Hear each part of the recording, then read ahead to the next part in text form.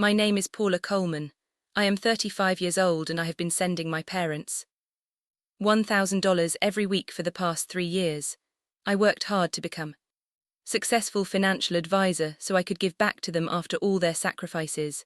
My husband James, our daughter Lily, and I were excited for her 8th birthday celebration with the grandparents she adored. Everything was perfect until they never showed up.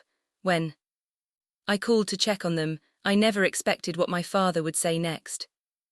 If you are watching this, please let me know where you are viewing from. Hit the like and subscribe buttons and stay with me through this painful but important family lesson. I grew up in a modest neighborhood in Seattle where my parents, Thomas and Margaret Wilson, worked tirelessly to provide for our family. We never had luxuries, but my parents made sure I never felt the weight of our financial struggles. Dad worked as a manager at a manufacturing plant, and Mom took on various administrative jobs. They were hard-working people with simple dreams, who believed in honesty and family above all else. Our life changed dramatically when I was 15. The manufacturing plant, where Dad had worked for almost 20 years, shut down, unexpectedly. I still remember the night he came home, his face ashen and defeated. He sat at our small kitchen table, hands trembling as he told Mom he had lost his job. I was supposed to be doing homework in my room, but I overheard everything from the hallway. That night I made a promise to myself that one day I would make sure my parents would never worry about money again. Dad tried to find comparable work, but manufacturing jobs were disappearing from Seattle.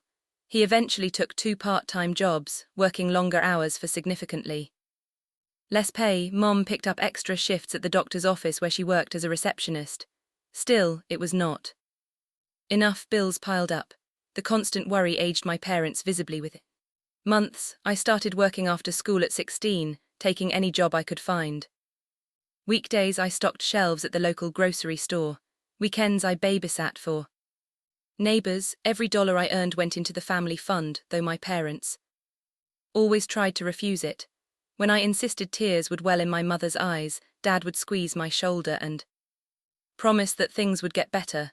Despite working nearly 20 hours a week, I maintained straight A's in school.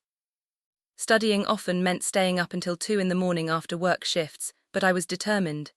Education was my ticket to financial stability, not just for me but for my family. My guidance counselor helped me apply for every scholarship possible. When the acceptance letter from Washington University came with a full academic scholarship, my parents threw the only party we had had in years, inviting the whole neighborhood despite barely being able to afford the refreshments. I was the first in our family to attend college. On move-in day, Mom couldn't stop crying. Dad kept taking photos with the old camera that had been his father's, telling everyone who would listen that his daughter was going to be somebody important. The pride in his eyes gave me strength during the hardest moments of those university years. College was overwhelming at first. Many of my classmates came from wealthy families and had never worried about money. Meanwhile, I worked at the campus library and took tutoring jobs to send little money home each month, even though my parents insisted I keep it. The financial divide became abundantly clear when I met James during sophomore year in my economics class. James Taylor came from a privileged background that was completely foreign to me. His father was a successful surgeon, his mother a corporate attorney. He drove a car that cost more than my parents' house, and talked about family vacations to Europe like they were weekend trips to the beach. Despite our differences, we connected over a shared passion for financial systems and social justice.